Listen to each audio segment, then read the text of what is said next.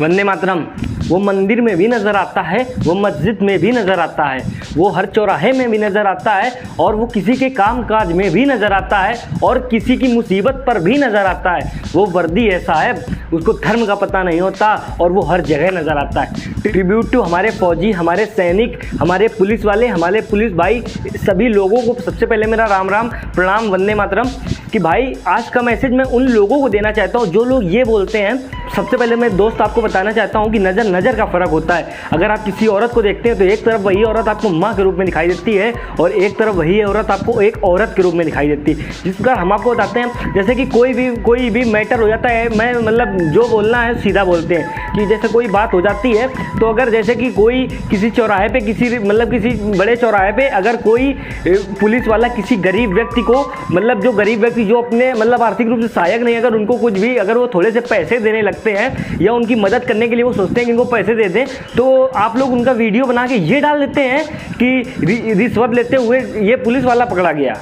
अरे साहब एक बार सोचिएगा, एक बार ठंडे दिमाग सोचिएगा। वो जो हम लोगों के पीछे कि हम लोग जो मतलब हम लोगों के पीछे जो दिन रात चैन से नहीं सोते हैं, अगर वो लोग हम लोग की और मदद करना चाहते हैं, अगर हम ही लोग उन पे झूठा इल्ज़ाम दिला के अगर उनकी नौकरियों पे आँच डलवाते हैं, तो साहब एक बार दिल से सोचिएगा, एक बार दिल से सोचिएगा। और आजकल के लोग सीधा बोल देते हैं कि मतलब कि आज के पुलिस वालों के अंदर कोई इंसानियत बची ही नहीं है। तो मैं उनसे बोलना चाहूँगा साहब कि अगर आपके घर में भी कोई आँच आती है तो सबसे पहले वही पुलिस वाला ही नज़र आता है, सबसे पहले वही पुलिस वाला ही नज़र आता है। और रही बात दोस्त इंसानियत और ईमानदारी की, तो मैं आपको बता दूं जिस प्रकार ये पांचों उंगलियां कभी आपस में बराबर नहीं होती, प्रकार सारे पुलिस वाले कभी गलत नहीं होते, कभी गलत नहीं होते। और रही बात उन नेताओं की जो लोग ये बोलते हैं कि अभी कभी बहुत लोगों के मुंह से, मतलब नेता लोगों के मुंह से सुनने को मिल जाता है कि वो लोग बोल देते हैं अचानक कि आते हैं साले और नौकरी करते हैं और घूस खाते हैं और ये फंड बीमा कर दुनिया का पैसा लेके चले जाते हैं, रिटायर हो जाते हैं। और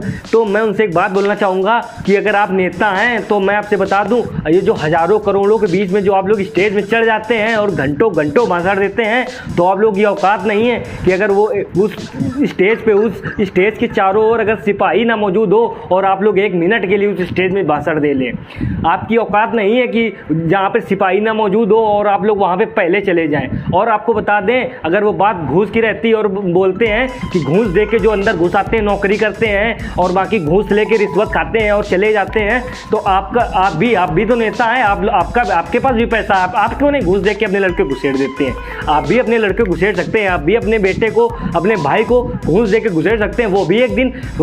अगर वो लोग कुछ लोग ट्रैफिक पुलिस वालों के ऊपर हाथ उठाते हैं तो मैं उनसे बताना चाहूँगा, वो सर्दी में भी खड़ा रहता है वहीं पे और उतनी ही गर्मी में भी वो खड़ा रहता है, उतनी ही बारिश में, उतनी धूप में, हर जगह खड़ा रहता है। और जो लोग बोलते हैं कि वो रिश्वत खा लेता है, मतलब ये कर लेता है, वो कर लेता है, तो आप केवल मात्र एक दिन आप खड़े होकर देखिएगा, आपको पता चल जाएगा वो क्या क्या खाता है, क्या क्या नहीं खाता है। भारत माता जैसे देश में जन्म लेके और जो लोग ये सर चौड़ा करके घूमते हैं, मैं उनको बता दूं कि अगर आप लोग सिपाही, सैनिक और किसान के आगे अगर ये अपने इस सर को नहीं झुका सकते हैं तो इस सर को कटवा के फेंक दीजिए। ऐसे सर का कोई काम नहीं है, क्योंकि अगर ये सर अपना जिनके बल पे ये सर जिंदा है, जिनके बल पे हम लोग जिंदा है, अगर उनके सामने सर नहीं झुक सकता है तो इस ऐसे शरीर का कोई काम ही नहीं है। वो केवल एक व्यक्ति नहीं, वो केवल एक शरीर ही है। बात सीधी है मेरे दोस्त, 36 इंच का सीना और 14 इंच की खोपड़ी लेके अगर आप इस सीने और इस सर को सिपाही, सैनिक और किसान के आगे अगर इसको आप लोग झुका नहीं सकते तो आप लोग इसको कटवा फेंक दीजिए। क्योंकि इसकी कोई ज़रूरत नहीं है,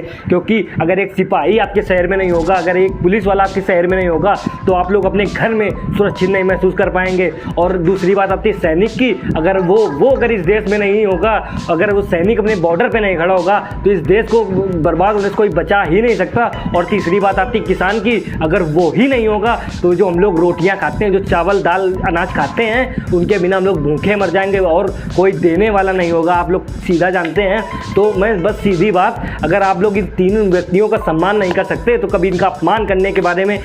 सोचने से पहले एक बार नहीं 1000 बार सोचिएगा, क्योंकि यही वो 3 लोग हैं जिनकी वजह से हम लोग अपने घर में अपने बीवी बच्चों के साथ बिल्कुल सही महसूस करते हैं। दोस्त ये शरीर नहीं, एक लाश है। अगर इन तीनों लोगों के सामने ना झुक सका तो बस इसी के साथ जय हिंद, जय भारत, वंदे मातरम, भारत माता की जय, इंकलाब जिंदाबाद।